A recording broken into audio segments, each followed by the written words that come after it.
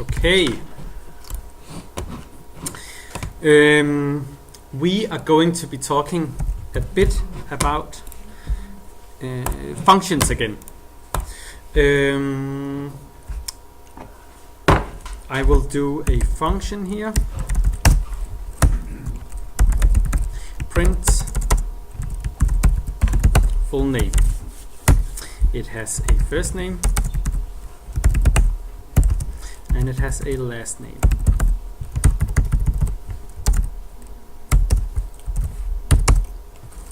And then we will do console.log. First name. Have you seen this? Where we write in here? Okay, we won't explain that right now then. First name plus. So this is a very simple function.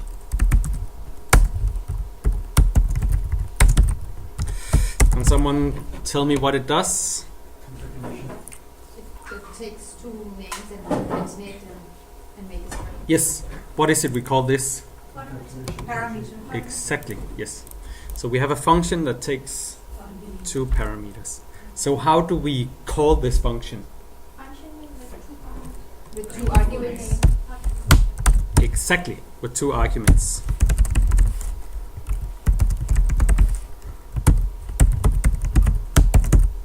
Okay, this should be doable. Okay, we print out Benjamin Hughes. Now, in JavaScript, there is, in this new version of JavaScript, we can do functions in another way.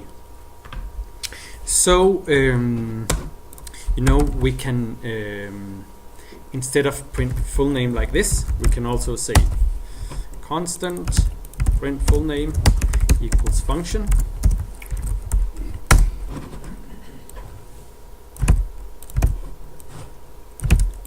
Like this, okay? This is the same. Okay. Here we are creating a new variable. And to this variable, we are assigning a function. And here we are just creating a function called print full name. So I'll call this create full name constant. Okay, so it's just like the other one. It's a function. It has two parameters, and then it logs out this. So exactly the same. Benjamin Hughes. Now in the new version of Java, exactly like before. So we give the name of the function, and then parentheses and with the arguments. Yes. Now in the new version of JavaScript, we can do this in a kind of smarter way. And the reason for that is JavaScript developers, they're always trying to optimize. They're like, I don't want to write function every time. It takes too long time, right? I want to optimize this. This should be better. Okay, so what we can do is that we can make a function, print full name const, and this is called an arrow function. Okay, equals, and now I'll just write it.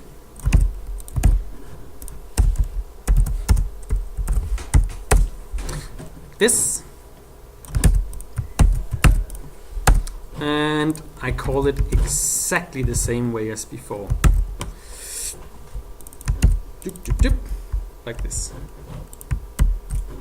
Okay, so now we are printing it twice and it's the same. Okay, so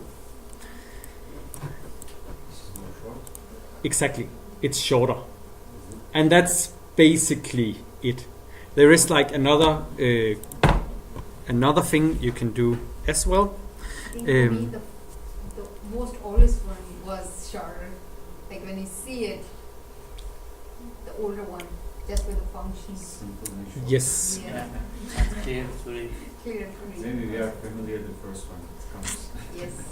Yes, and I think so that is because right now we are creating a new function and we're giving it a name.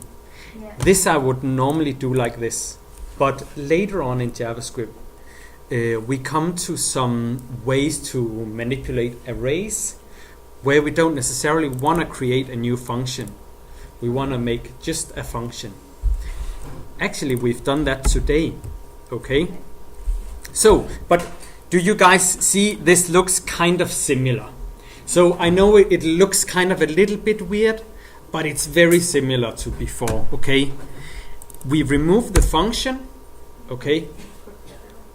That's gone. Okay. And then we put the arrow here. Okay. So that's like the simplest way to do it. We can also, if we only have one expression here, we actually don't need these.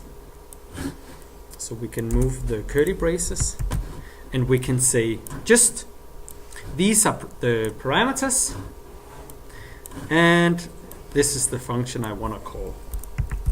Right there, return also. So I'll just make that as a new function here. These function names are getting ridiculously long. Okay. So here, before we said function, so we remove the function, we put in the arrow, and then if we have only one expression, that means we only do one thing, then we can just write it here. Okay, so let's see if that works. Yes. Is there a better way to put it in the same line, or? It depends. It depends.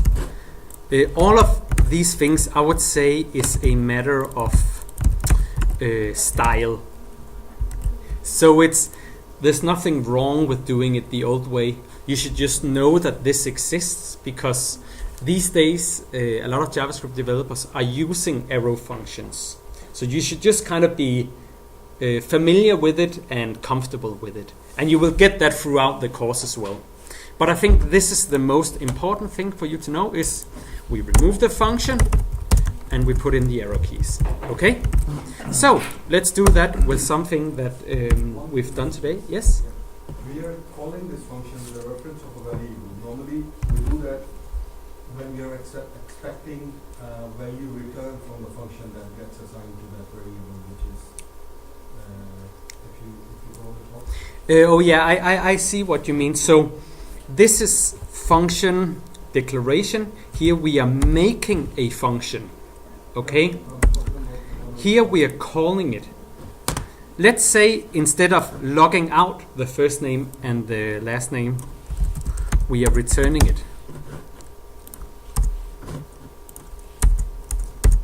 Return. Is that right? And then we get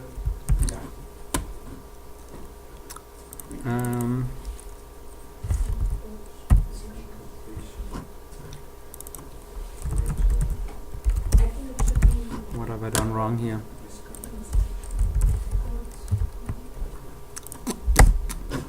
It's because of the return. So when we return, we need to kind of open it up as a normal function with these.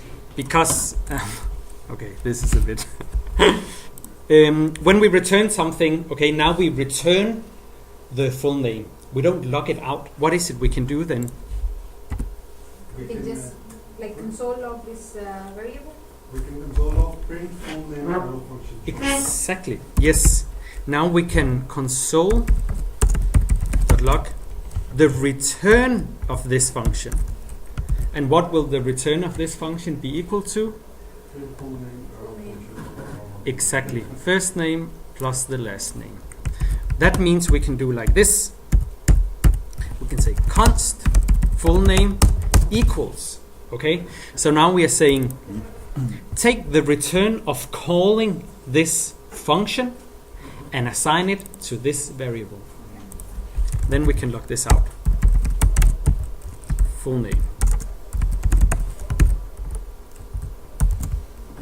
Yes, let's not log this out and let's not log this out. It is still giving me the Benjamin Hughes. Okay? So if we are returning one thing, there's another rule with arrow functions, and then we can just do like this. How is it?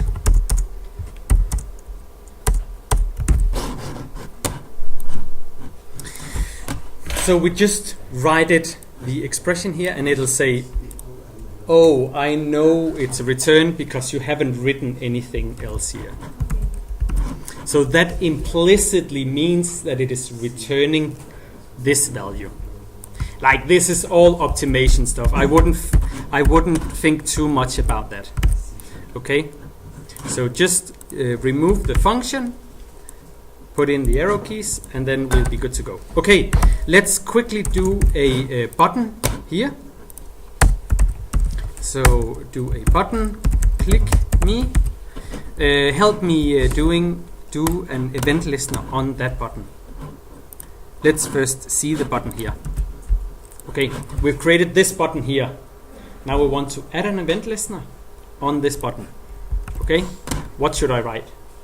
Document dot get element by tag name or So selector. I'm gonna do query selector because I really like it, so I'm gonna push you towards that. I think it's so nice. Yeah, and but Query selector, button. exactly. Yeah. Button. Add event listener. Yes, and Then click click. Yes, function. yes. And then we need to write something or something. Yeah, let's just log out something. Clicked. Oops. Okay, so let's hope it works. Clicked.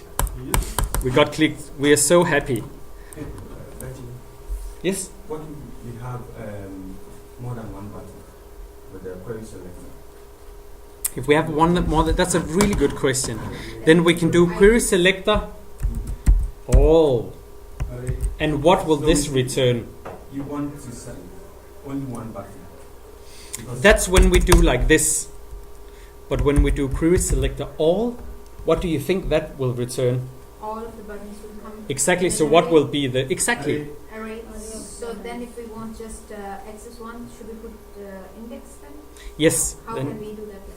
Then But what I'm asking is that you have, let's say you have 4 buttons. Yes. You want to select one. Yes. Then I would just You use the query selector. then I would give it a class name. Yeah. I would say class click, and then I would do second click. So now we have 2 click. We want to select the second one. How do we do that in JavaScript? Yes. So what do we write here? Second Dot. click dot second click. Yeah. Yes, exactly. Just like we do in CSS. Query select. Select the class, the element with the class name. Okay, the dot is class. Second click. Okay, let's see if it works. So should something happen when I click here now? Yes. No. No, not the thing. It should Nothing be happens. second. Let's see this one. Clicked. Okay, we're happy.